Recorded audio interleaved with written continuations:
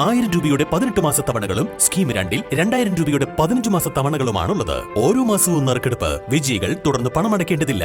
Anupama gold gallery, golden diamond, Edavanna, Thiruvali, Othayi. ഇനി അഭിമാനത്തോടൊപ്പം ആത്മവിശ്വാസവും. മികവാർന്ന സേവനങ്ങൾ കൊണ്ട് ഓരോ ആഘോഷവും ധന്യമാക്കി. ലനോറ, പാണ്ടിക്കാട് റോഡ്, വണ്ടൂർ.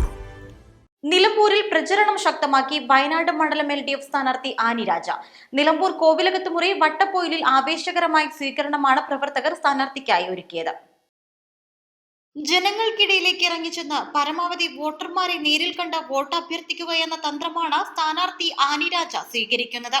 ജനങ്ങളുടെ പ്രശ്നങ്ങൾ നേരിട്ട് ചോദിച്ചറിഞ്ഞും അവയ്ക്കുള്ള പരിഹാര മാർഗങ്ങൾ അവരെ ബോധ്യപ്പെടുത്തിയുമാണ് പ്രചരണം മുന്നോട്ടു പോകുന്നത്.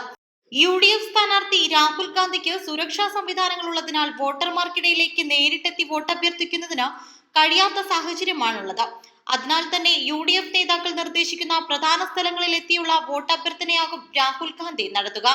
കൂടാതെ രാജ്യത്തിന്റെ വിവിധ ഭാഗങ്ങളിൽ കോൺഗ്രസ് ഇന്ത്യ മുന്നണി സ്ഥാനാർത്ഥികൾക്കായി പ്രചരണവും നടത്തേണ്ടി വരും.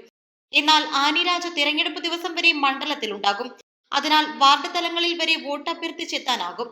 രാഹുൽ ഗാന്ധി വയനാട്ടിൽ മത്സരിക്കാൻ തീരുമാനിച്ച നടപടിയെ ഉൾപ്പെടെ ആനി രാജ ഇതിനകം ശക്തമായി എതിർത്ത് കഴിഞ്ഞു.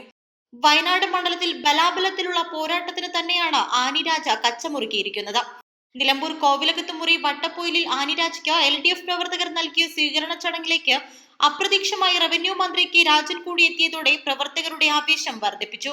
CPM ജില്ലാ കമ്മിറ്റി അംഗം ജോർജ് K. ആന്റണി യോഗം ഉദ്ഘാടനം ചെയ്തു.